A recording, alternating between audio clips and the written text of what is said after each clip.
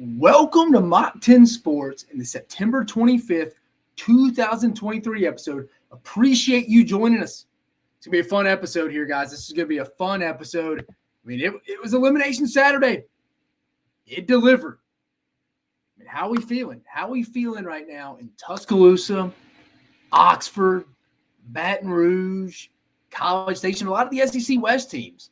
And obviously this upcoming week 5, we'll find out a lot about the SEC East. You got Georgia going on their first road trip. I know it's at Auburn. First road trip. Get a little sticky. Maybe not potentially to lose the game, but it could be closer a little bit in the second half. Call me crazy. Go look at the Vegas line. They're usually right. We got Florida at Kentucky. It's another one. Just kind of the East is turned this week. We still got some good SEC West matchups. But again, how are the folks feeling? Tuscaloosa, Oxford, Baton Rouge, College Station. Fantastic games in and out. Even out of the SEC footprint this past week. I mean, Florida State, Clemson had a great one. Had a good one. I mean, it wasn't so great down in Eugene, Oregon for Colorado. But again, just starting to get our feet wet. Week 4 just wrapped up. We're going to review every game from week 4. We also have an awesome guest. I'm excited about this one.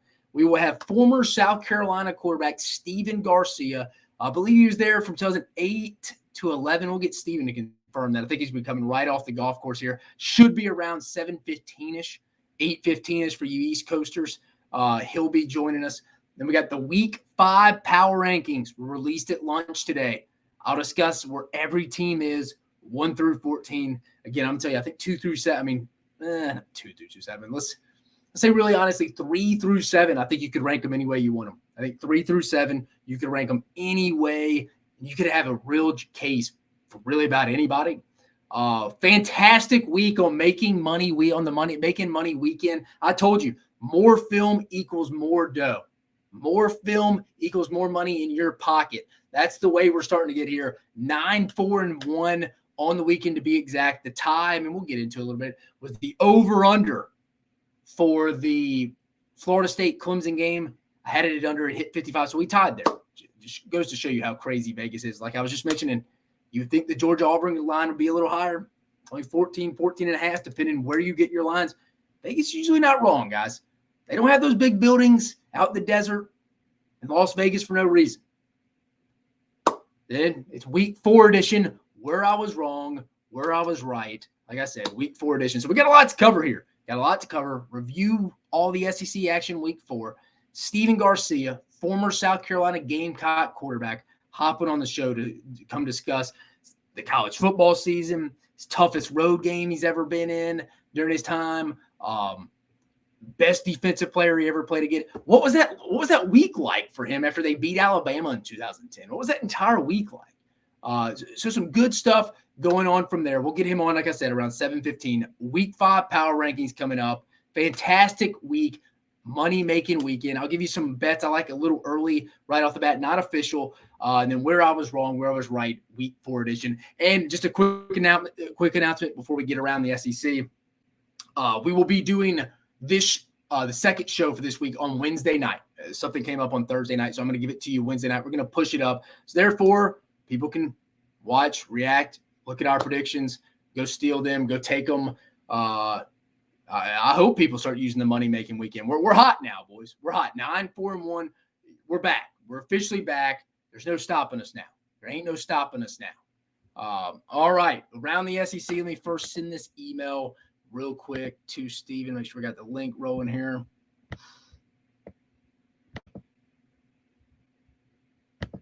Send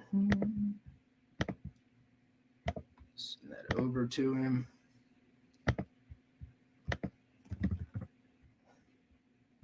We will get rocking and rolling here.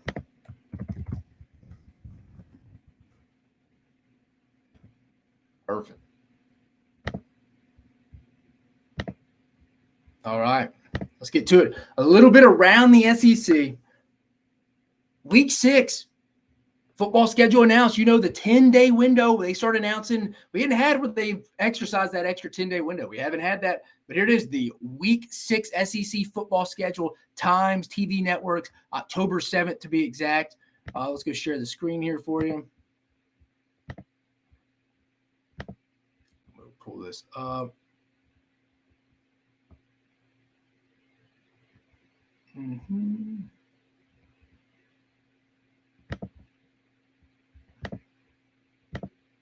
Here it is right here. All right, so October 7th, this will be the Week 6 matchups. The SEC came out today and announced these. We got LSU at Missouri. I mean, boys, we'll look ahead to this in a little bit. If LSU leaves Oxford, excuse me, let's get into time. LSU, Missouri, noon Eastern, 11 a.m. Central. That'll be on ESPN. You know, the SEC does their ESPN 11 a.m. matchup. This past week, it was A&M Auburn. But LSU rolls into Oxford. If LSU gets that win, they head to Missouri. Missouri's 4-0. Arguably one of the better resumes in the SEC right now. I mean, Middle Tennessee State, not a bad football team. They gave Alabama a little bit of fits on defense. They won that game, Missouri. Beat Kansas State. Beat an undefeated Memphis team. Missouri is just as good as wins as anybody in the SEC right now. I know it's only through week 4, but just calling a spade here. If Missouri beats Vanderbilt this week, we got an undefeated showdown. While you're eating your breakfast, while you're eating your brunch, whatever you're doing at 11 a.m. noon Eastern on ESPN next week, we could have an undefeated SEC showdown. Week 6. That's crazy. LSU at Missouri. That one's kicking off 11 a.m. on ESPN. Then you got the SEC Network 11 a.m. game, Western Michigan, the Broncos. Lance Taylor, his first year at Western Michigan. They'll be heading on to take Zach Arnett, also a first-year head coach, as you know, Mississippi State. That'll be on the SEC Network at 11 a.m. Central. Then we got Alabama at Texas A&M, 2:30 p.m. That is the CBS game of the week. Is it just me, or it kind of seems like the CBS is thrown in the towel on the CBS, the SEC CBS production now? I mean, I get it; they're moving to the Big Ten next week, but man, let's at least finish the fourth quarter here, man. They've tossed it in, even the production level, and they sent the JV team to cover that game last week. No Gary or no Brad. But we'll be interested to see if Gary and Brad are here for this one. I would assume so. But Alabama at Texas A&M, that'll be the 2:30 CBS game next week. And then Vanderbilt at Florida, that's a 3 p.m. Central Standard Time Zone SEC ESPN Network game. Vanderbilt at Florida in the Swamp. Florida trying to get some revenge from that loss. Pretty big beat down the doors put on them last year. Then we got Kentucky at Georgia getting a little nightcap here, 7 p.m. Eastern, 6 p.m. Central on ESPN. Kentucky beats Florida. We'll have an undefeated showdown here. So, again, week 5, some big swing games. We could have 2 undefeated matchups. And that's not including the Alabama-Texas A&M matchup because obviously they both lost games. That could be the LSU-Missouri matchup in the morning and the Kentucky-Georgia game at night. Just depends if Kentucky takes care of business at home against Florida this week. Georgia goes and takes care of business at Jordan-Hare on the Plains this week. And then finally, Arkansas at Ole Miss will be the 6:30 p.m. Central Standard Time Zone kickoff night game on the SEC Network. That's the Tom Hart, Jordan Rogers, Cole Kublik show. So they will be in Oxford for that one. But that's just the rundown of the October 7th, Week 6 SEC schedule. Heading into that one, continuing to move around the SEC right now. Connor Weigman, Jimbo Fisher in his weekly press conference came out. Maybe out a week or two. It's not officially announced. It's just under the radar, just information out there. Ankle sprain kind of seems like kind of high-level ankle sprains around the conference right now. But, I mean, we'll get into that game, Auburn, Texas A&M. I don't get me wrong. Let me preface this well. A&M cares. They care. But Max Johnson kind of lit a fire under that A&M offense once he came in there. I don't want to get too thick of the weeds here because we'll get into it as the show goes on. But to me, Max Johnson kind of is more efficient, goes through his progressions right, or should I say quicker, gets it out on time. I know he's not as mobile as people want, not as mobile as Connor Weigman, but he's not a statue either. You can tell he's a coach's kid, Brad Johnson's kid. His uncle's Mark Richt. You can tell he's a high football intelligence level, high football IQ. Things are quicker for him right now. I think he has the lower ceiling where Connor Weigman's a little bit more gunslinger, is going to improvise, make some more explosive plays. Like I said, Weigman's got the higher ceiling. You may say, though, Max Johnson has the higher floor. I'm serious. It'll be interesting to see what A&M does at the quarterback position this week. I'm thinking Max Johnson's going to get the start in Arlington on Saturday morning against Arkansas. I'd be shocked if he didn't, but we'll see. But again, Connor Weigman looked to be out a week or two, ankle sprain. Will he play against Alabama? That seems so far away from now, 12, 13 days. But we'll see. Sam Pittman came out officially. I mean, this is a little off topic. Said he was getting off social media Said he talked to his punter. It's kind of like he's revolting off that. Mental health. Said players deal more now from a social media standpoint than they did when he was a kid, which I agree with that. But he's off social media, so there's some more news for you around the conference. Rocket Sanders still TBD this week for their game in Arlington against Texas A&M. That's going to be a fun game. I really hope that gets the national news, I guess you would say, that it deserves. Because that game is always close. Ever since Texas A&M has been in the SEC, moved in the SEC, the game's always been in Arlington. I think except for 1 year, the COVID year, it was in College Station. That game's always close. Comes down to the wire. It seems like A&M some way, somehow always wins it. If Rocket Sanders is there, that would be massive. That would be massive to go along with A.J. Green and the Davinian kid. No injury update on Alabama inside linebacker Deontay Lawson, who did leave the game on Saturday against Ole Miss, and they're winning against Ole Miss with a high ankle sprain. Saban said today if he couldn't go against Mississippi State, they're going to ride with Jahad Campbell, Tresman Marshall, then obviously Kendrick Blackshear, who, I mean, what's crazy, we'll talk about it here in just a minute. I feel like you didn't even really miss a beat. He didn't really miss a beat when he was in there. I think Deontay Lawson's Alabama's best defensive player so far, except maybe some guys on the back, and Kool-Aid, McKinstry, and Terry and Arnold have been playing really well. Malachi Moore, well, we'll get into that a little bit. But again, you didn't really when I saw him walking off, I was like, man, Alabama's down here. They're really going to miss him. They're going to miss him because he gets everybody lined up. Explosive players really improve. But, man, how about that Alabama inside linebacker room? Just give a shout to Robert Bala, who came over, was on Hugh Freeze's staff at Liberty. Kevin Steele's coach inside linebackers for. You've never really felt Alabama's been this deep at inside linebacker in a couple years, man. You can go back to that 2020 team. It was really good. I mean, obviously, they were really good on offense. Bama's had better defenses. But last year, you just never really felt the past 4 or 5 years Alabama was very good from a fundamental technique standpoint at the inside linebacker position. I mean, in the past, if Deontay Lawson, a guy like Deontay Lawson, the leader of the defense, went out, you wouldn't have known what happened. It'd be a massive drop-off. I'd love to see what happened with Henry To'oTo'o if he had some development like Robert Bala and Kevin Steele. But Alabama, even without Deontay Lawson, they should be – you don't want that long-term. You'd like to have him back before the A&M game, probably the Arkansas game, obviously Tennessee, bye week. You hope he's back before the bye week. I mean, he's going to be back some point this season. Saban didn't talk about, but they're going to ride with Jahad Campbell and Tresman Marshall and then mixed in, obviously, with a little bit Kendrick Blackshear.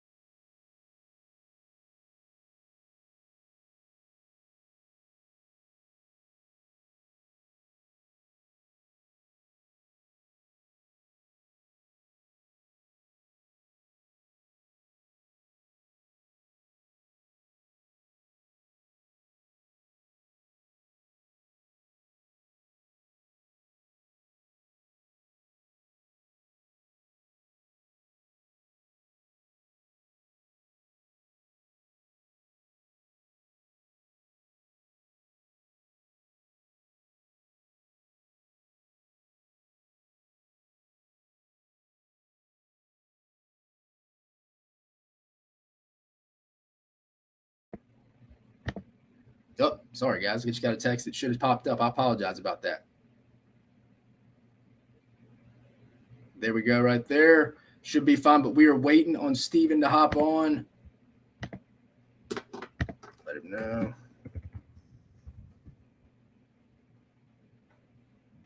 All right, while we're waiting for Steven, pulled up some opening lines. Let's pull them up right here. Pulled up some opening lines for this upcoming week. We're going to discuss a little bit later on the show if we had some extra room. But here we go. Florida at Kentucky. Kentucky favored by 2.5 right now. Be interesting to see how I feel about that game as we get closer to kickoff. It's at the Krog. It's at Kroger Field. How will we feel about that one?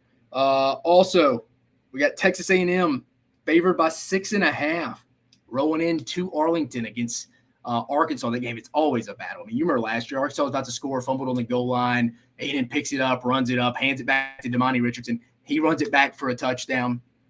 So we'll see from that one. Georgia giving up 14. Georgia favored by 14.5 at Auburn this week. We'll see how that one goes. Then we got Missouri favored by 13.5 at Vandy. See how that one's rolling. That'll be interesting. It's Vanderbilt, I don't know if this year they're good enough to go sneak up on anybody, but there was a trap game for Missouri. It is definitely this one. 4-0 rolling into this one. They got LSU next week. They're thinking they're probably rolling in to that LSU game undefeated. It's just probably what it is. They think they are. So, again, another maturity game for Missouri. They got to get right. 13.5. I could see them covering it, though. LSU -3, heading at Ole Miss, heading to Vaught-Hemingway Stadium. Line's a little smaller than I thought it'd be. Line's a little smaller than I thought it would be. I don't know why, but it's just I feel like every week Vegas has got us on one. 2 weeks ago, they had the low line everybody was loading up on with the Kansas State Missouri game. They were giving Missouri 4.5. Everybody said, man, they're going to kill Kansas State. This past week, I know Florida State covered, but a lot of people, it was an interesting line for some people. It was an interesting line for some people with the Florida State game. It was about, what was it, 1.5, 2 at kickoff. I think people thought Florida State was going to go beat Clemson bad. They ended up covering, but it was a close. So there's been a line every week. There's been a line every week that it's kind of been questioned. It's like, man, I thought that would be higher or lower. This may be it this week. LSU only giving up 3 to Ole Miss. What does Vegas know that we don't? Then South Carolina at Tennessee, they're giving the Gamecocks 12.5 right now. What's that about? Is that a little too high? I don't know. It's a revenge game. This is my number one guaranteed win going into the season this year. I really thought this is a revenge game for South Carolina. For Tennessee after South Carolina ruining their season in Williams-Brice Stadium last year. Where do they go from there? I mean, where do they go from there? It'll be interesting, though. Tennessee, I think some people are a little doubting Tennessee a little more than they probably should. I'm not ready to sell the Vols yet. I think they're going to play really well at some point. Is it this week?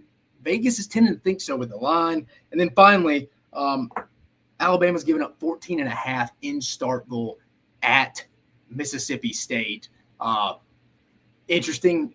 Alabama's first really true road game. I know they'll be staying in Tuscaloosa the night before, so they won't have to travel, but they'll drive the 80 miles over to Starkville. Loudest environment they'll be in, not first true road games. They had to go at USF, but there were more Alabama fans. There was more Crimson there than there was of any South Florida fan. So this will be Alabama's first road test at night, 8 o'clock kick. How does that Tide offense handle this one? Let's see real fast. Still waiting for Steven to get on, and then we'll bring him up. All right. Well, we'll just continue to move forward until he hops on, and we will get him on as soon as possible. But right now, we're just going to move forward. We're going to move forward the Week 4 review. Alabama getting a 24-10 win over Ole Miss. I thought it was a good win, a must win, but a good win against a solid opponent. Milroe still has his struggles, but it is what it is. I didn't think he would play poorly. I didn't really think he played poorly outside of one interception. But I think it's going to be one of those things with Jalen Milroe this year. You're going to take the good with the bad. Your last 4 quarterbacks are what they are. You're not going to have that this year. You're just not. So if you're an Alabama fan, you're just going to have to accept to live and die or just live with the Jalen Milroe mistakes that are inevitably going to happen.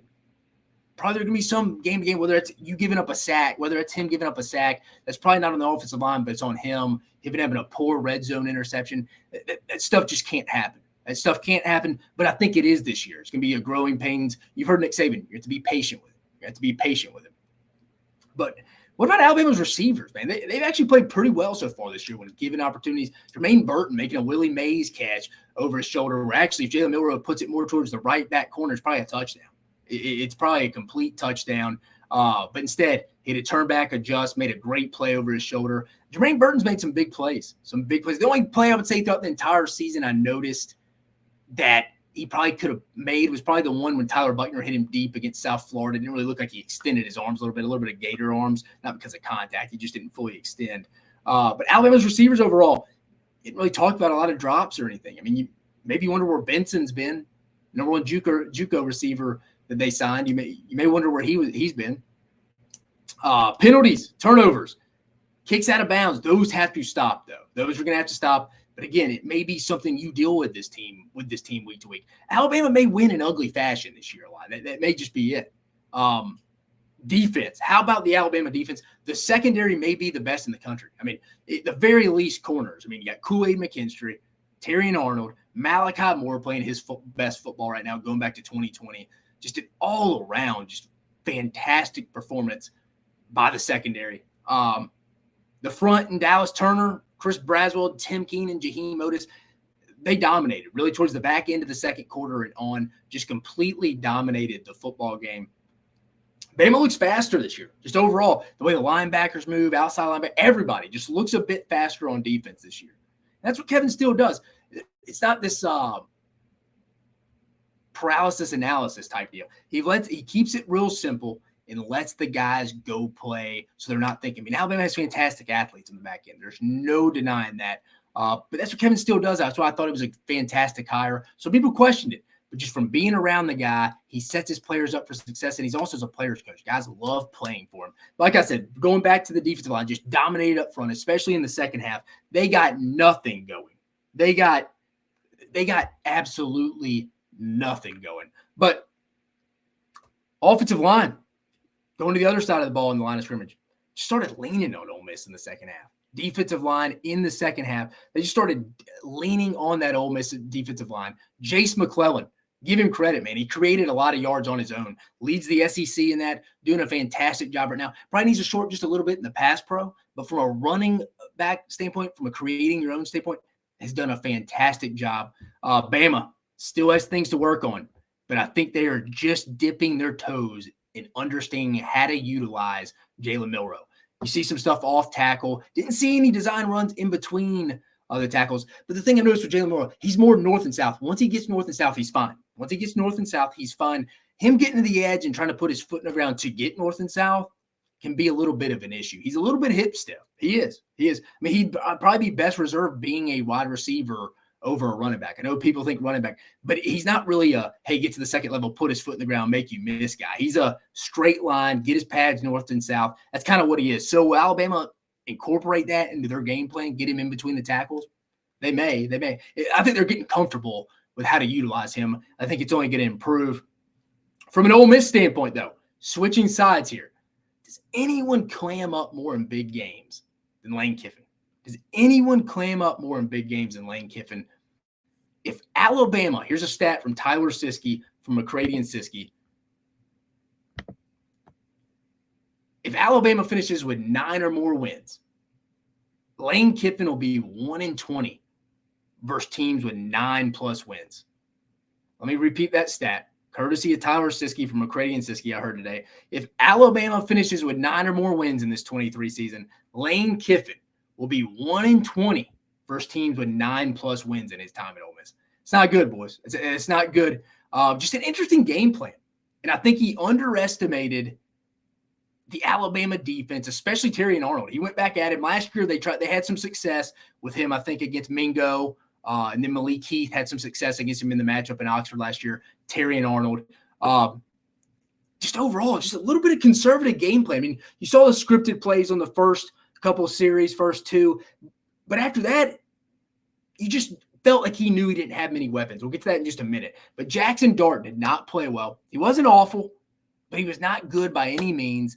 Ole Miss, that's what I was just talking about, needs to get Trey Harris back in the lineup as quickly as possible.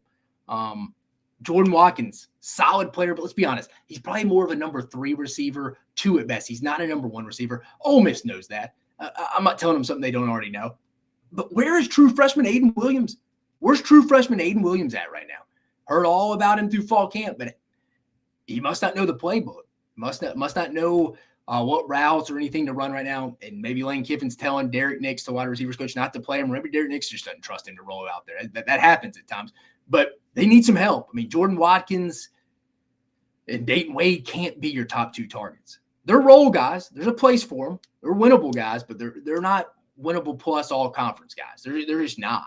So Ole Miss knows they're missing some weapons outside. They need Trey Harris back, and they need the Franklin kid, the UTSA transfer, to come out. But really, all Ole Miss's problems right now on the offensive side of the ball start and end with the offensive line. If Lane Kiffin can't get the run game going, it affects the entire offense. It affects the entire offense. Just a poor unit right now, which is something, it's kind of crazy to say. They had 4 starters back in the offensive line. They did transition offensive line coaches. John Garrison came over from NC State, I believe. Their old Jake Thornton, I believe, was the old offensive line coach at Ole Miss. He's now at Auburn. But I can't imagine Lane Kiffin just changed the whole scheme just because of one offensive line coach when he should be able to adapt. But what's next for both teams? Bama takes the show on the road for the first time. First true road game in Starkville at night. It's going to be loud. Not probably as juicy as it could be just because State's rolling in after back-to-back losses. But it's going to be loud. How does Jalen Milroe? How does that offensive line? Do they have a bunch of pre-snap penalties? Does Jalen Milroe turn it over? I trust the defense. How is that going to be? That's why I was talking about that 14.5 line. Scares me a little bit. That's banking Bama wins by more than 2 scores. I mean, that's tough in their first road game. It'll be interesting how they handle that. What's next for Ole Miss? LSU comes to town. It's a get-right game. I know it's not – you never want to say it's a get-right game against LSU, the defending SEC West champs. But it's a game Ole Miss needs. I know they're not going to be favored, but starting off 0-2 in conference, you brought so many new faces in. Is it like last year? If you start 0-2 in conference, does it kind of just be, well, what are we playing for now? Why does it matter? I mean, everybody starts looking out for number one. It's individualistic society. People are looking, oh, how can we help me? I got a little bit of a nagging groin, coach. I may just redshirt this year, or I don't want to play. I'm resting up. Stuff like that happens. It's a must win. I hate to say it's a must win this early in the season for Ole Miss, especially a game at home against a really good team like LSU. It's kind of where we're at right now. They need this one. So both Alabama takes the show on the road. It'll be interesting to see how the offense performs there. Ole Miss, how do they bounce back heading in to this week? Let's check one more time.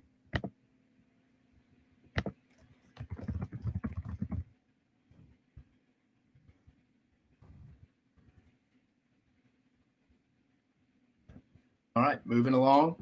The Alabama-Ole Miss preview there. But yeah, it'll be interesting to see how they move on. But the next game, Texas A&M got the 27-10 win over Auburn. A little bit of a sluggish game all the way around here. Offensively, for Texas A&M, the red zone offense has to improve. You still see some Jimbo Fisher tendencies in this game. You still see some Jimbo Fisher tendencies rolling into this game. From a standpoint of, I forget, it's early in the first half. It's cover 2 down in the red zone Auburn's running. And if you know Jimbo Fisher all well, he loves smash concepts and he loves China concepts. So cover 2, he's running a smash. It's covered. It screams Jimbo Fisher still a little bit in it, which is fine. I mean, anyone who thought he was just not going to be involved at all is a little naive. But that's stuff they got to get better. They got to get better. I mean, I would trust the running backs, man. I like the 2 guys, Le'Veon Moss, Reuben Owens, Amari Daniels. I like those guys. I think they got some winnable guys, man. I know they lost Devon Achane, who was a do-it-all guy. I mean, you saw him play for the Dolphins yesterday, just tearing it up, electric player. But I would lean more on the run game, guys. Sometimes you get too cute down in the red zone. Obviously, it starts getting tightened up. It's harder to score. But give A&M credit, though.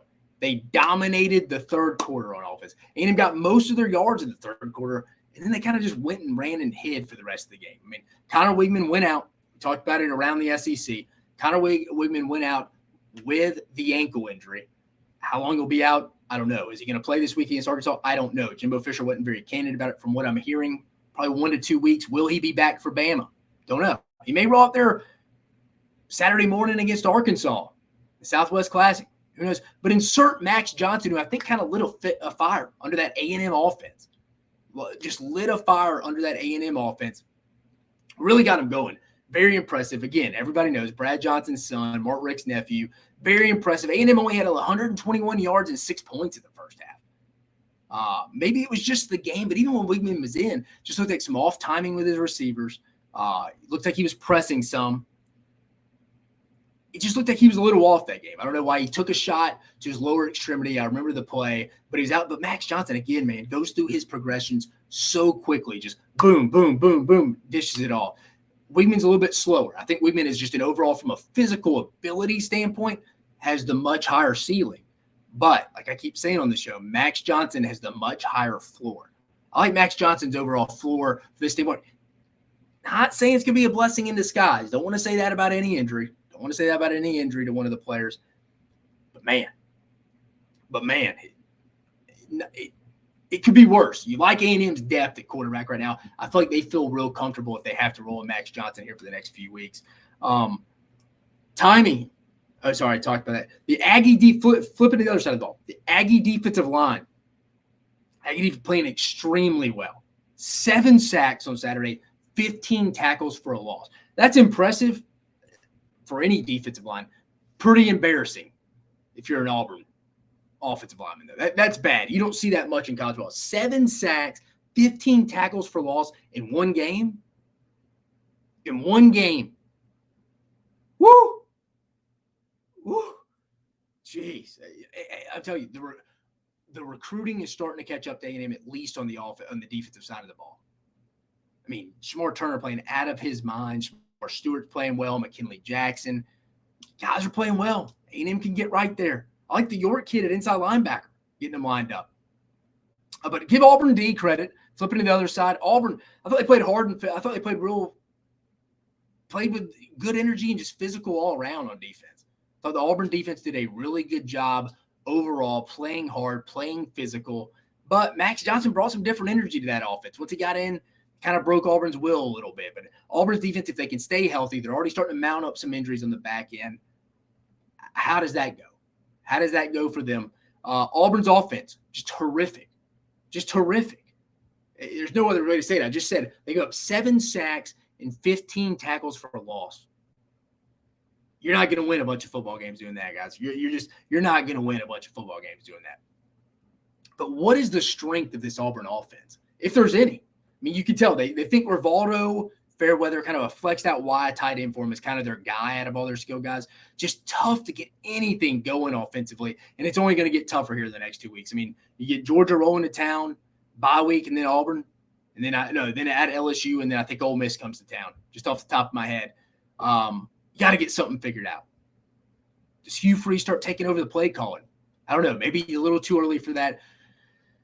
Does he start adding in more of his opinion than he has in the first 4 weeks? Absolutely. I think that's going on right now as we speak. Do you go with Robbie Ashford or even the true freshman Holden Gerner? I don't know if you throw the true freshman in to the fire this week against Georgia. I don't think that's fair. Little baptism by fire there. I don't think you do that against the Georgia defense, though. I don't really know if that's going to make much of a difference. Robbie Ashford was 1 for 4 the other day. He wasn't great either. I don't know what you do here if you're Auburn now. If I'm Hugh Freeze, I'm taking over a little bit, though. Hugh Freeze is at his best when he's calling plays. You've heard numerous defense coordinators say he's one of the best play callers, best schemers out there. He needs to take – him and Phil Montgomery need to have a little combination here. They need to get back on the same page here. But again, the defense, solid for Auburn. They just got to keep the injuries limited. But again, if I'm Auburn, where's the offense go? I know they gave up 15 tackles for a loss, 7 sacks. But the running back room, I'm going to lean on my run game here a little bit. I know it sounds crazy, but it kind of is what it is. I mean, Peyton Thorne has no feel in the pocket. He's going to take up some sacks even when it's not on the offensive line. I think Jarquez Hunter and Damari Alston are good running backs. Damari Alston can get back healthy. I even think the Brian Batiste kid, the South Florida transfer, a little scat back, mix it up a little bit there. Probably reminds some Auburn fans of Ontario McCaleb, throwing that name back out there. I think you have to start leaning on the run game a little bit more consistently. I know they know that. They want to do that. Probably not going to win a lot of games doing that, but your offensive line and quarterback play are so bad right now. I really don't know what else to do. I don't know what else to do here. I mean, how much longer can you go? I mean, let's look at it here. Let's go back to it here. Sharing the screen, bringing this play up for you for Peyton Thorne. Like, how do you miss this? How do you miss this? All right, so here's the situation. We got a 2nd and 15. A&M's up 6-0, 10:39 left in the second quarter. These are the plays Auburn draw up. This isn't a scheme standpoint. This is wide open on this little wheel route here. Peyton Thorne just misses it. I mean, you could tell Hugh Freeze just pulling his hair out after this. But here it is.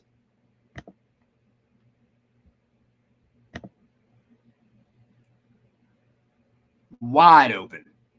Maybe a touchdown. Maybe a touchdown here if he hits that. Leads him probably, that's probably a touchdown to Jay Fair right there. Those are the plays that Phil Montgomery, Hugh Freeze are going to design. They're going to get their players open.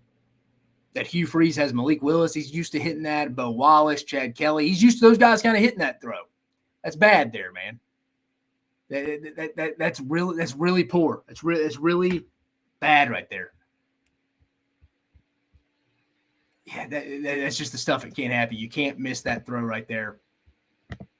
If you're Hugh Freeze, that's got to be frustrating. It's got to make you want to pull your hair out there, along with taking some just really poor, just really poor sacks from Peyton Thorne. That can't happen. That can't happen. What's next for both teams? Texas A&M got a big 2 weeks coming up. Arkansas in Arlington that I think is a must-win this week. A&M needs it. What's the quarterback situation going to look like? How does Arkansas bounce back? I heard they got back late, 7 a.m. last week, just because I think they had to go reroute from the something about they couldn't get out of Baton Rouge. But again, it's always a real close game down to the wire. Rarely one team rolls away from it or runs away with it. But Auburn, they get Georgia at home. Jordan Hare's going to be behind them in this one. But I don't know if that's going to matter with how bad the offensive line and quarterback play are. I really don't. I don't know if it's really going to matter from that standpoint. But that's next. Next on the docket is Hugh Freeze. Hugh Freeze may have some of the most uninspiring press conferences here coming up. That even go back to last week, he starts talking about, we've only been here a couple months. These teams like Texas A&M, Georgia, LSU have recruited top 5 classes for years. It's almost like he's throwing in the white towel before it even happens. Show a little more confidence, Hugh. It's a little bit – I understand you're not as good as them. People understand that. But show some dang confidence, man. What is that telling your locker room right now? What is that telling your locker room? Just like with Prime. He's going post-game talking about, hey, this is going to be the worst team I have, so I keep receipts. Dude, you're just telling your team. It's only week 4. It's like you're week 10, week 11. You only got 2 more weeks of this. You're just telling your team in the locker room they're not good enough. Now, are they wrong? No. 2 things can be true at once. They're right that these are probably going to be the worst teams they have, but don't go tell your locker room that right now. That's all I'm saying from that standpoint. Moving on. LSU getting the 34-31 win over Arkansas.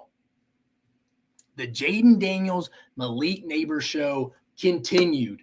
It rolled on. First half was slow. But Jaden Daniels was off in the first half until the last drive. I'm about to pull up the film for you. LSU's receivers were getting some separation. Really, Brian Thomas, obviously Malik Neighbors. Let's pull it up real quick.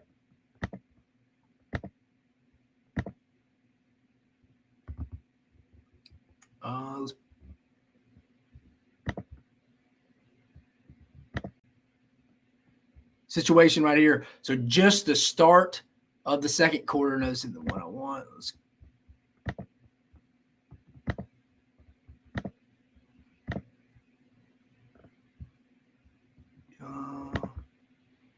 Yep.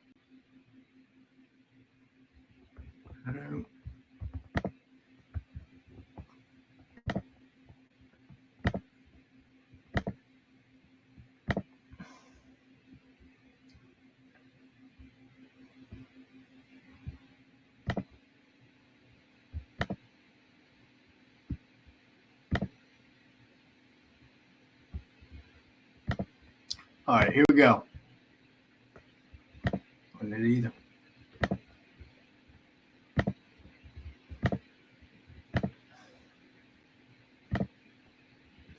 All right, here it is right here, missing him right here.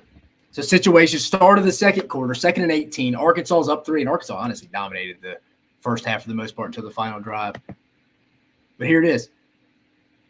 Mrs. Brian Thomas just wide open. Yeah, he's just late. He's just late on this one. That's just stuff that cannot happen. really, right there. I mean, it really cannot happen. Kind of surprising it did. I mean, starting the second, he's got him wide open. I mean, he is just so late here. Throw it right now. He's just late. I mean, he looks at Malik Neighbors initially, and I would too. But it's going to be interesting at some point. We'll get to Malik Neighbors here in just a minute. I'm going back to here. All right, so this is the play I really wanted to show you right here. Look how much separation Malik Neighbors set the tone here for you. All right, so we got 3-0 still, obviously. First quarter with 30 seconds. 2nd and 3, Malik Neighbors at the top. Gets easy separation here. Jaden Daniels late. He's late. That's the problem with Jaden Daniels sometimes. He's late. I mean, he got hot in the second half, but these are throws against really good teams you're not going to be able to miss. I mean, got him. If he just threw it a little bit sooner, not behind him where the defender could get a hand in there, probably a touchdown. It's probably a touchdown. Just misses him right there at the very top.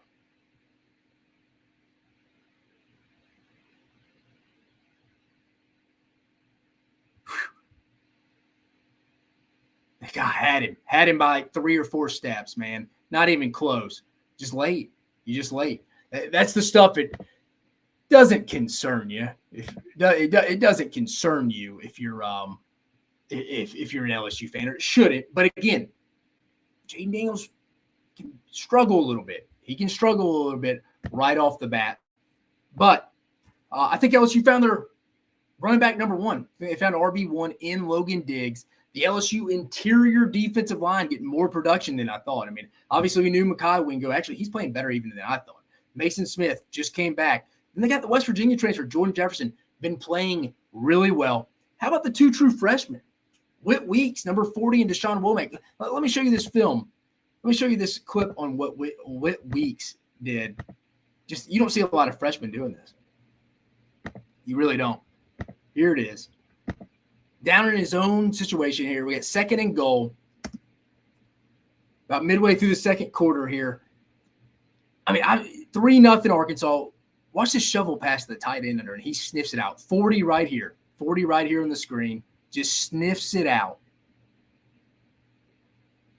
I mean, I was at the 2008 SEC Championship game where Florida used to run that all the time to Aaron Hernandez, and Dante Hightower couldn't stop that. But look at Whit Weeks here, dude. Just a very instinctual player. Follows the tight end the whole time. Notices something's up with some formation here. Option, do shovel pass. You got a true freshman linebacker for LSU just meeting him right there in the middle. You can't make that up, man. It's hard to – you can coach it, but, I mean, true freshman, that's tough for him to diagnose that. He's usually going to be like, I'm going to go chase this running back down from the backside. Nope. Whit Weeks sniffed that out like a vet. That's a true freshman, guys. That's a true freshman making that play, number 40, Whit Weeks. Very impressive. Very impressive right there. Moving on, continuing through here, though. Again, you give a shout out to Deshaun Womack as well, true freshman. LSU's got some true freshmen on defense stepping up from. But from the last drive through the second half, LSU was on the attack, dude. Greg Denbrock, all Jaden Daniels couldn't miss. He was back to like his Mississippi State, Jaden Daniels. And for whatever reason, Arkansas just decided to keep playing man. Just went too aggressive, keep playing man. I'm going to be interested when someone brackets Malik Neighbors. How does that affect Jaden Daniels? That's who he looks at first every time, as you notice. Malik Neighbors made some incredible contested grabs there, man, just to keep LSU in it. Arkansas played their tails off, though. Give Sam Pittman and his boys credit there. Sam Pittman had them ready after that tough loss at home last week to BYU. It'd been easy just to roll into Tiger Stadium a little down, but no. I mean, Arkansas settled for too many field goals, though, in the red zone. 5 trips, came away with 3 field goals, 2 touchdowns. It's a red zone game now. You got to convert in the red zone. Teams are willing to give up yards in through the 20s, or between the 20s. They just are. Yards don't mean anything. Total defense doesn't mean anything. It's about scoring defense. Arkansas didn't get it done in the red zone. They score probably one more touchdown, they probably win the game. Arkansas had all the momentum in the first half until they didn't on that last defensive drive. Really, after LSU scored right before the half, won the middle 8. They won the middle 8, which I always talk about, the last 4 minutes of the first half and the first 4 minutes of the second half. Again, let me repeat myself. The last 4 minutes of the first half, the first 4 minutes of the second half. Arkansas had all the momentum in the first half, and just till they didn't. And then LSU did not miss a beat in the second half. But how about true freshman Luke Haas? Luke Haas at tight end, slowly becoming one of KJ Jefferson's favorite targets. LSU couldn't cover him. So it's another true freshman. So there's some true freshmen stepping up in the SEC this year. I mean, it's 3 right off the bat just in this game. Luke Haas at tight end for Arkansas. You had Deshaun Womack for LSU, Whit Weeks. Defensively, they just wore down in the second half. Just completely wore down. The inside linebackers disappeared. Just completely disappeared. I was expecting a little bit more out of Pooh, Jaheim Thomas. Those guys weren't there, but just a typical battle for the boot game. Arkansas came, brought their lunch pail. Sam Pittman and the boys were like, hey, we're leaving it all in this freaking field. Again, they have a critical stretch coming up. If you're an A&M fan, A&M player, Jimbo Fisher, probably loved what you saw in Baton Rouge. They left it out on the field, got late back to Fayetteville. They got another road trip. Remember, they're at LSU. They go to Arlington this week, at Ole Miss, and then at Alabama. They're not in Fayetteville for a full month almost, 28 days. Arkansas takes this game seriously, though. You should not have been shocked this game was closer. I should have predicted it to be a little bit closer. I had LSU winning by 17, I believe. But, man, Arkansas had opportunities to win this game. But what's next for both teams? I just went with it for Arkansas, just a crucial stretch. They need to go get 1 or 2 of these. It's going to be tough, though. It's going to be tough. Probably their best 2 chances are – I mean, they could win. They could get 2. I mean, it'd be incredible. I mean, they need to at least get 1 of these next 3 at our Texas A&M or Arlington, at Ole Miss, and at Alabama. LSU heading to Oxford this week, and then they probably going to see an undefeated Missouri team. If LSU takes care of business, Columbia, Missouri will probably be wild the next week. So 2 back-to-back road games for LSU coming up these next 2 weeks. How do they handle that? They're better than these. They're better than these next 2 opponents, but they're both on the road. How do they handle that? Next, South Carolina got the 37-30 win over Mississippi State. Looked like a great environment in Columbia. How about Will Rogers? I was surprised by this. Throwing it 48 times. Never would have guessed that. State couldn't get the run game going at all, but had a lot of success randomly enough off play action. I don't really get that from that standpoint. Brad White and that South Carolina defense struggled some. But offensively, South Carolina looked great. Spencer Rattler, 18 for 20. Let me repeat myself. Spencer Rattler, 18 for 20. Completed his first 16 passes. Dude's probably the best quarterback in the SEC right now. I know they have 2 losses, but, man, when you factor in the lack of weapons outside of Xavier Legette and the bad offensive line in front of him, guys playing unbelievable. 18 for 20 and completed his first 16 passes. And it's State struggle, but this isn't like it's the sister of the poor university here. I mean, that's against a conference opponent. Xavier Legette, speaking of, man, dude has apparently completely turned it around this offseason. According to Cole Kublik, he mentioned on his show today, wide receiver coach Justin Stepp at South Carolina mentioned this is probably one of the biggest offseason progressions he's seen his entire coaching career. I mean, something like Xavier Legette from Friday night at 10:30 trying to get in the indoor. Security wouldn't let him in, had to Stepp and Coach Shane Beamer had to call the security to let him in. Guy's just working his tail off. Had some big drops last year. People wanted to throw him away, but, man, it looks like one of those former Ole Miss receivers that Hugh Freeze used to have during Ole Miss, like a DK Metcalf. Guys like that is who it kind of looked like, if I'm being honest. Just those big, long striders, high-cut guys. It's exactly what Legette looks like. He has stepped up, been the most consistent receiver in the SEC, outside of probably Malik Neighbors so far. That's who I would say would probably be up there with Xavier Legette. State secondary, major issue. God, how's it going to get fixed? I mean, you knew that was going to be a potential issue. But, man, they missed Jalen Preston in that first half. The offensive line, though, going back to South Carolina a little bit, played a little bit better. Not great, but best game so far this past weekend for South Carolina. Going back to State's defense real fast, I want to touch on that. Secondary an issue, but their front, they're showing up. I like the consistency of guys like Jet Johnson, Nathaniel Watson, and Nathan Pickering. I like guys like that. They're very consistent. They should present a challenge to Alabama's front this week. All just consistent guys up front. State's issues the back end if people really want to attack it, going back to LSU and then going back all the way going back to 2 nights ago, Saturday against South Carolina. Going back to South Carolina on defense, thought they played really well up front on the defensive line. TJ Sanders, again, who had a great game against Georgia, he showed out again. But what's next for these two teams? South Carolina, man, they go to Tennessee this week. We talked about that line. It's going to be a revenge game. Neyland's going to be rocking. South Carolina ruined Tennessee's college football playoff chances last year. How does South Carolina handle that? They're going to go in as 11.5-point dogs. Offensive line's going to have to show up because I think Tennessee's got a pretty good defensive line front. We'll preview that on Wednesday. From a Mississippi State standpoint, they're getting Alabama coming to their house, 8 p.m. dang midnight special. You want to see Mississippi State fight, and you also want to see what kind of offense are they going to run out here. Is it going to be a team that throws 48 times, or is it going to be against Arizona where they only threw the ball, where Will Rogers only threw the ball 15 times? Like, what does Mississippi State's identity want to be on offense? That's my question. That's what I want to see when they play probably arguably the best or second best defense in the SEC this year in Alabama, who's probably a top 3 or 5 defense overall in the country. They've only had one bad quarter. So Mississippi State has their work cut out for them this week on offense. Sounds like Kevin Barbay just wants to play to Will Rogers' strengths now. That's probably slinging the rock around a little bit. You got to be consistent with it. I'm interested to see what State comes out and does on Saturday night from an offensive standpoint. That's where we're going. South Carolina getting the 37-30 win over Mississippi State. Kentucky getting the 45-28 win over Vandy. Was it ugly at times? Sure, absolutely. But they're 4-0 and 1-0 in conference play, the Cats are. Offensive line still has issues, drops, protection issues.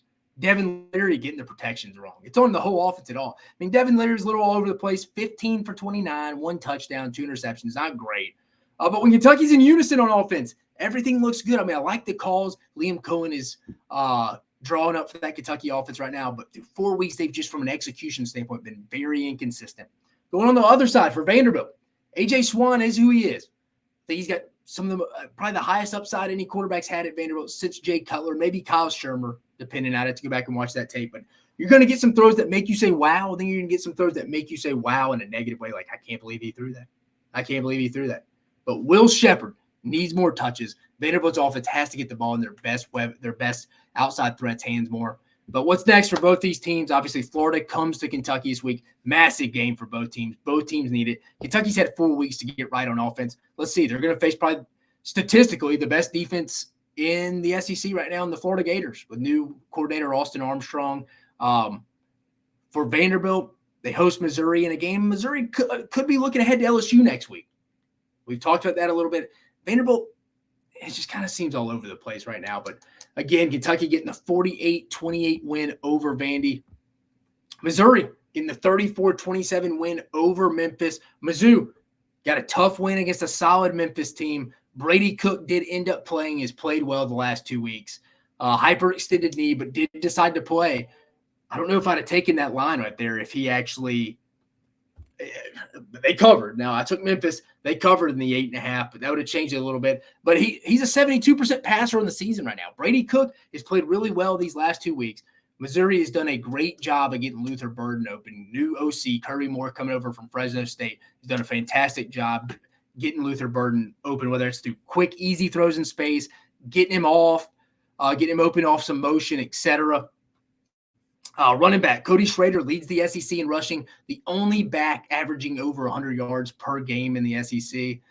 However, they did go 0 for 8 on third down. That has to improve. How did that happen? How does that happen? 0 for 8 on third down? And they still win the football game. Don't know how that happens. Missouri, 3 solid non-conference wins. Would put them up against anybody in the league right now.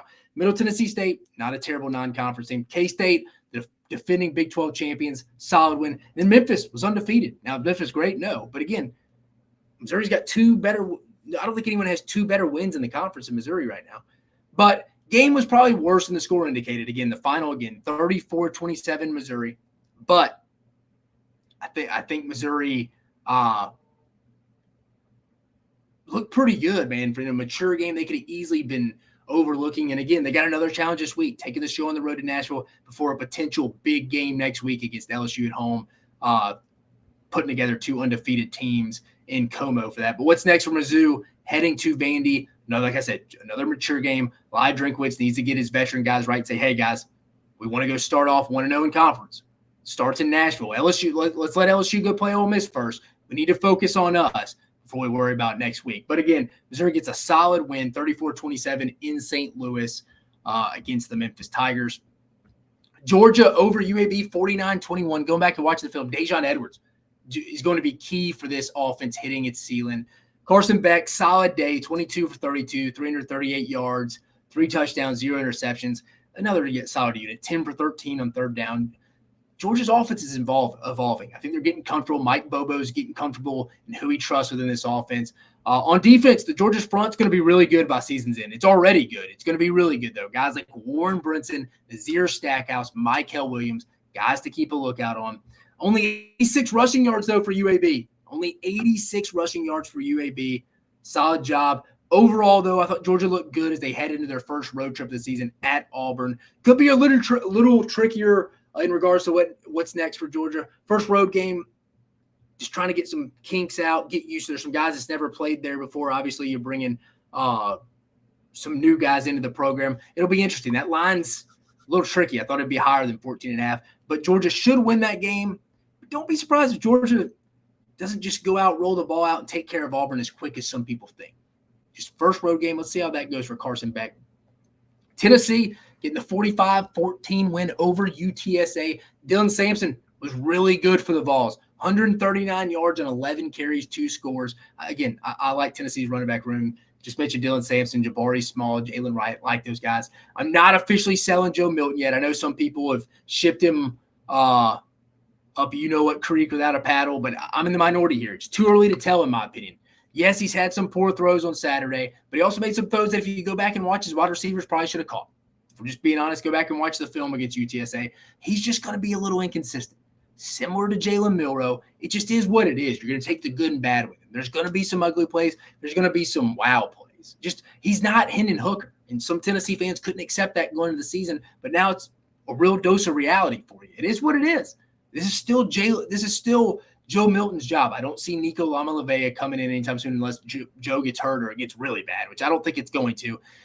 Joe Milton's just got to settle in, continue to run that Josh Heupel Tennessee offense. He's going to hit his deep balls ultimately. He's going to. Maybe it's in Tuscaloosa in a couple weeks. Maybe it's this week in Knoxville. Maybe it gets A&M in a couple weeks at home. It's going to happen. I think Tennessee's defensive front's going to be pretty good. I think it's a massive advantage they have against South Carolina's offensive line. Tennessee's defensive line unit. I know they didn't play great against Florida. They're better than they portrayed against that one. But what's next for Tennessee? Again, we've talked about it a little bit. The South Carolina revenge game. I'm confident in Tennessee in this one. Not as confident as a blowout, but I'm confident Tennessee takes care of business. The crowd should be rocking at Neyland. The team should be a little pissed off with a chip on their shoulder knowing this team took them out of the college football playoff last year. This is Tennessee's get-right game. Hey, we didn't play well on the road against Florida in our first conference game. We got to go have this one, guys, if we want to go compete for the SEC West. They're coming to the crib. They're coming to our house. They're not going to go ruin our season completely for a second time in a row. It's just not going to happen. If I'm Josh Heupel, that's what I'm telling. That is what I'm telling people. But again, Tennessee getting the 45-14 win over UTSA. And then finally, the last game from the SEC this weekend, Florida 22-7 over Charlotte. Graham Mertz again, efficient 20 for 23, 1 touchdown. If you miss Ricky Pearsall's catch, you need to go see it. I'm pulling it up for you right now. I don't know how you could miss this one. This is probably the grab of the year. Pull it up. Right here. So early in the first quarter, midway through the first quarter, early in the game, 7-0 Florida, 1st and 10. Look at this play. I mean, he has some sticky on his gloves here. It shows you how sticky those gloves. If you've ever been around college football and touch some of these gloves, there's so much grip, stick to it. It's unbelievable. Watch this play. Up the seam right here. As you see my mouse right here, circling him right here. This is Ricky Pearsall. Watch this catch. I mean, it looks like a little indie drill, like the wide receiver drill you see like Odell Beckham doing back in the day. I mean, watch this play. Man. Catch of the year. It's early. We still probably got a lot more time, but be shocked if that's not top 2, top 3 by the end of the year. Hell of a play by Ricky Pearsall. Not a bad ball, honestly, by Graham Mertz either. Fitting it in that tight window. I mean, where else is he going to put it? Only guy could have caught it is Ricky Pearsall. I'm telling you, watch out for Florida this week when they go to Gainesville. I'm telling you, Austin Armstrong, Kentucky's been struggling. Wait till they see that defense. Florida's starting to get in their own right. I'm sure a lot of people were freaking out about the actual final score of this one. But again, it's never as good or bad as it seems. They got the 22-7 win over Charlotte. But I think offensively, Florida's tight ends got to start getting involved. More so guys like Jonathan Odom.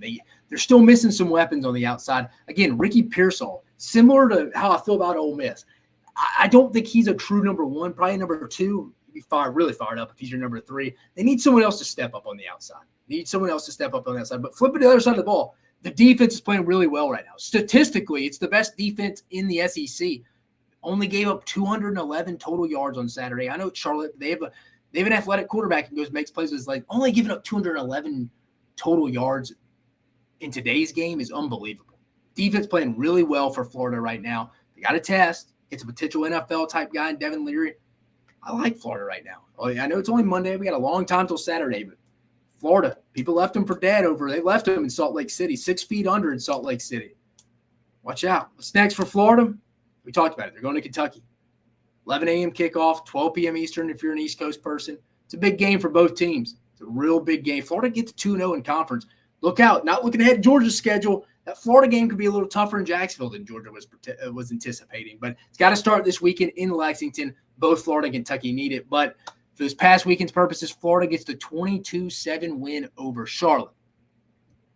But just checking in, I do not think – it looked like Steven got back with me. It looked like he had some kind of emergency step up, so I don't think he's going to join us. I apologize from that standpoint. We're going to obviously finish the show. We should have another guest on Wednesday night show, Rusty Mansell, who is the owner, runs the Georgia on 3 website. I think Dogs on 3.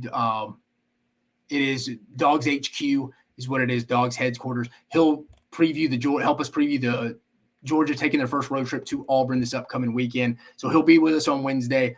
Steven said he's going to get back on the show here at some point. Just something came up for him tonight. Apologize about that. Still hope you're enjoying the information we're bringing you. I love bringing it to you. And with that being said, don't forget to go like and subscribe to the YouTube channel if you like what you're giving us or like what I'm bringing to you from an SEC content. Again, former college football personnel director, worked 9 years in college football, leading recruiting departments.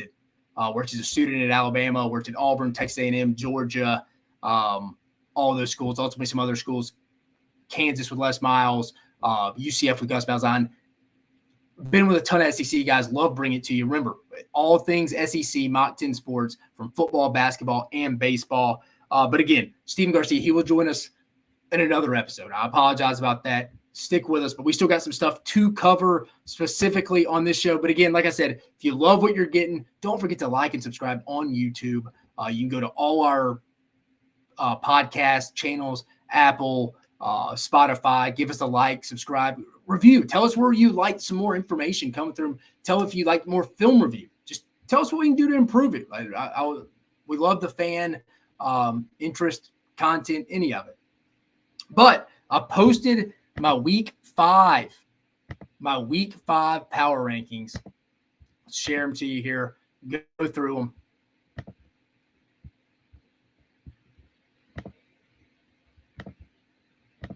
Right here, if you can see it on the screen, the week 5 power rankings. Leading off, got the Georgia Bulldogs right now. Number 2, I got LSU rolling in. I got number 3. People kind of think I'm crazy here, and this is where I think 3 through 7 gets a little tricky. Texas A&M coming in at 3. I just think right now they're probably overall a little bit better right now. Again, Alabama coming in at 4. Love the defense and special teams with Will Reichard and James Burnup, especially on special teams. Obviously, we talked about the defense. Just a little inconsistencies on offense. That's what's concerning a little bit. That's why I got them at 4 right now. I think there's a lot. You can make an argument for Bama being at 3 right now. Number 5, we just talked about it, Florida. I like what they're doing on offense right now. They got a little bit of a rhythm. I like what Austin Armstrong's doing on defense. I think the Gators coming at 5. Tennessee, I'm not totally off the Tennessee bandwagon. I think at some point the offense is going to click. Joe Milton's going to be hitting some of these deep balls. If you're a Texas A&M fan, if you're a South Carolina fan, if you're an Alabama fan, you don't want him getting hot like Jaden Daniels hot against your team. If you're one of those 3, it's going to happen here in the next 3 weeks, next 3 or 4 weeks. It's going to happen. I promise you. It's going to happen. Do not be the guy. It's not I wouldn't completely buy Joe Milton, but don't be selling him yet either. I like the Vols defense. I think it's better than what it showed in Gainesville a couple weeks ago. I got the Vols sitting at 6. Missouri, there's not an SEC team right now that has 2 better wins in non-conference play than the Missouri Tigers. I got them checking in at number 7. Just another mature game, back-to-back mature games against Memphis. They handled business in Vandy this week, and they have that showdown they potentially could have against LSU next week. Number 8, Ole Miss. Not time to totally sell for Ole Miss, but they need it. They need the game this week. It's tough to say they need a win against the defending SEC West champs, top 10 team in LSU, but they need it. It's tough to start 0-2 in conference. You're not mathematically out of the SEC West race, but I doubt you don't lose another game. Number 9, Arkansas left it all in the field in Baton Rouge. How will they bounce back this next week? I liked what I saw specifically from KJ Jefferson and Dan Enos. Those are 2 people I've been kind of harsh on heading into the season, but I thought they called a hell of a game, played a hell of a game this past week. Penalties, they were big, but it seemed like they just overcame them each time. So much adversity Arkansas overcome. I know the battle for the boot's big for that state. Arkansas probably takes it a little bit more serious than LSU does, but Arkansas coming in at 9. 10th, South Carolina. It's always something for South Carolina, I feel like. Without Spencer Rattler, where would this team be? Where would this team be without Spencer Rattler? I can't tell you. I can't tell you. But again, the defense on the back end's got to get shored up. Mississippi State took advantage of some of that. Offensive line's going to play really well for them, I think, to go get a win in Neyland this week in a real revenge game for Tennessee. But South Carolina coming in at 10. Number 11, Kentucky. I've had them higher in previous weeks. But again, the Big Blue Wall, the offense overall is just inconsistent right now. I can't move them up any higher right now. I don't think they beat any of the 9 teams in front of them right now. I really don't. I don't. They got a big one, though. They can get back on track, though. And I say back on track. They're 4-0, 1-0 in conference. They just got to start playing with some consistency. I trust the defense, offense. I mean, all levels of offense, quarterback, running back, offensive line, receiver. Everyone has to step up. Coming in at 12th, Mississippi State Bulldogs. Secondary's poor. Offense trying to find its identity. Got a big challenge this week coming to Starkville against Alabama. What's Mississippi State going to look like? Let's see some improvement. I just want to see some kind of identity on offense. 13th, Auburn, one of the worst offenses I've seen in a long time in the SEC. Don't really have any quarterbacks. Peyton Thorne's not really the answer. I don't think Robbie Ashford is either. If you want to throw Garner in there, it's going to be tough. It's going to be really tough. And then number 14 coming in, Vanderbilt. I think they're the worst team right now. Not a lot to hang your hat on. The secondary is really bad. Defensive line didn't play terrible against Kentucky, but again, Vanderbilt getting to a bowl game is going to be a major stretch. Covering the over 3.5 win total will be a major stretch, which I took. I was wrong there right off the bat. Will be a stretch. But as you can see, the Week 5 SEC Power Rankings, Georgia 1, LSU 2, Texas A&M 3, Alabama 4, Florida 5, Tennessee 6, Missouri 7, Ole Miss 8, Arkansas 9, South Carolina 10, Kentucky 11th, Mississippi State 12th, Auburn 13th, Vanderbilt 14th. Going back, wrapping up a few things before we get you out of here. We're getting back to it. Where I was right, where I was wrong, Week 4 edition. And I'll be honest with you, I'm not tooting my own horn here. You'll hear in the gambling picks. I wasn't wrong a lot in Week 4. Not tooting my own horn here, I promise you. I'm going to give you 2 things I was wrong about. But I thought Kentucky would look better at this point. Maybe that's for the season more so than Week 4. Well, maybe a little bit at Week 4. They were up, 21-0 and blew it. I thought Kentucky's offense came together a little bit. It's always something. It's either Leary hadn't played well, the offensive line's not playing well, receivers have drops, procedural issues. Kentucky, I thought they would look a little better at this point. Even last week in Vanderbilt, I was wrong on that.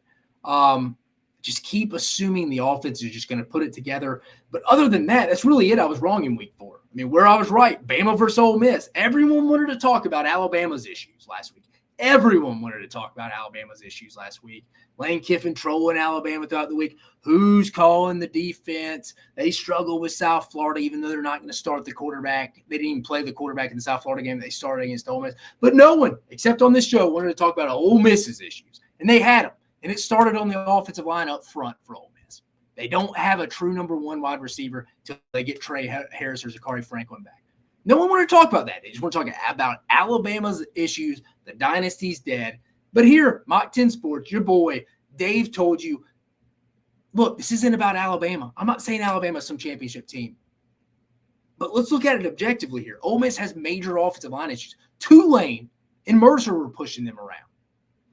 Come on, guys. Like, that's where I was looking at it. I was right there. I was right. Malik Neighbors, I told you going into the matchup, I showed you. He had matchup advantages against Arkansas's nickel. And Lorando Johnson took advantage of it all second half. I'm waiting for someone to go bracket Malik Neighbors. What happened this week in Oxford? I don't know. Will Pete Golden do that? I would. I'm not going to let Malik Neighbors and Jaden Daniels beat me. I mean, what Jaden Daniels usually does is he looks for Malik Neighbors. If it's not there, he'll usually try to take off. Every now and then he'll go to Brian Thomas. But he's looking for Malik Neighbors, and give Malik Neighbors credit. Guy made a ton of big third down catches this past Saturday night against Arkansas at extended drives for them, especially in that last series to get them to be able to run that clock out, kick a field goal with about 9 seconds left to ultimately win that game. Malik Neighbors had matchup advantages all night. I said going into the week, I showed you on film last week he was going to have that advantage against Lorando Johnson. He did. Then I told you finally where I was right. Memphis and Missouri. That game in St. Louis would be close. Now, was it as close as the game?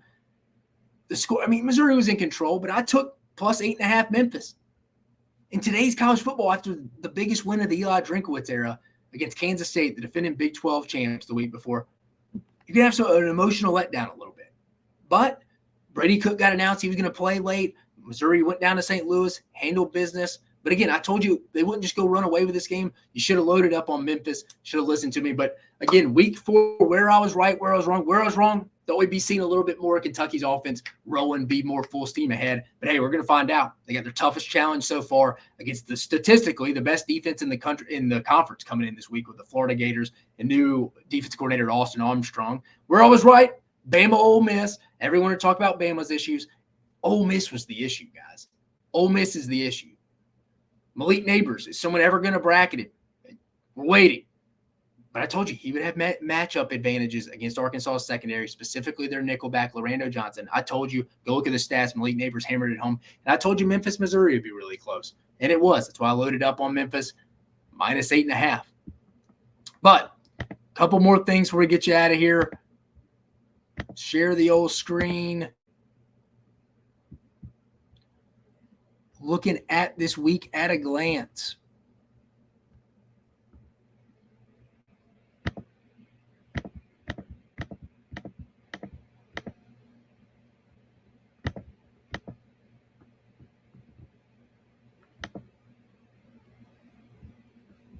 Yep.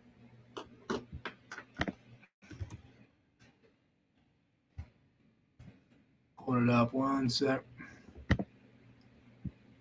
All right. Share it for you real fast.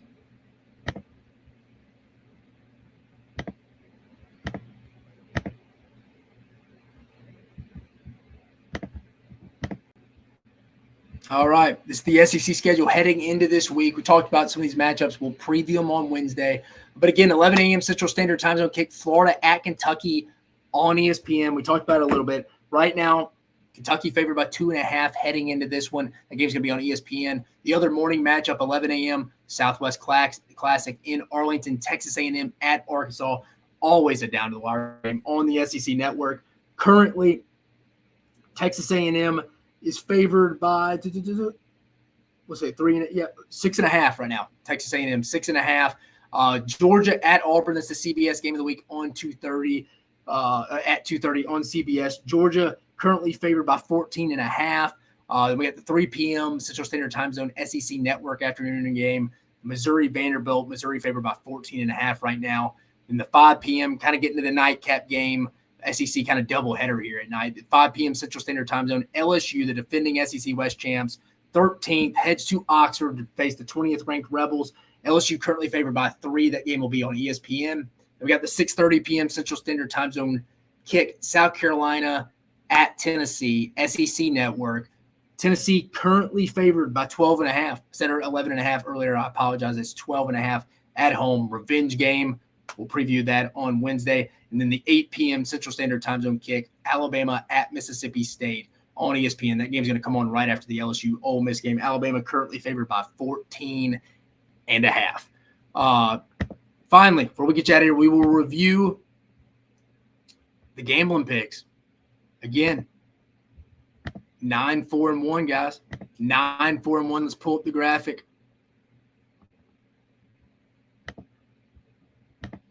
Right there, if you can see it. So we got the dub. Texas A&M -6.5. They covered against Auburn. That was one.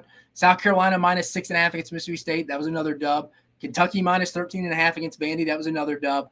Oregon -21 against the Colorado Buffs. Covered that. That was the fourth win. We lost to Middle Tennessee State -2.5 to Colorado State. They straight up lost on that one. That was a loss. Over anticipated. Probably Colorado State's travel is what it is. Lost that one. Southern Miss with the worst loss of the week, by the way, here. -6 at Arkansas State. Straight up lost the game to Butch Jones and the boys. Embarrassing loss. Will Hall may be on the hot seat here. Southern Miss's head coach. Bad loss. Bad loss by Southern Miss there. -6. Tough. That's another loss. Memphis +8. I told you. We covered that one. Missouri won by 7, so covered that one by 1. Washington State +3. They won that game straight up. That's another win. James Madison -6.5. Covered easily against Utah State. That's another win. South Alabama, another Sunbelt team, just let me down. -15. Straight up lost that one. Lost some of these straight up. Bet 2, Central Michigan. Oklahoma -14.5. Not too upset about that one. They actually won by 14, controlled a lot of it, but did lose the game, but did lose the bet by half a point. Won both first half bets. Louisville -7.5 dominated Boston College, won that one. The Miami -11.5 dominated Temple in Philly. So that was a big one. And then we pushed the final one, the over-under. We pushed the Clemson Florida State over-under 55. I had the under, but it was at 55, so we pushed. So we went 9-4-1 on the week. I told you, more film equals more money, guys. Just keep following along. Start opening up that college fund right there. Start opening up that college fund as soon as you can, because it's only going to get better.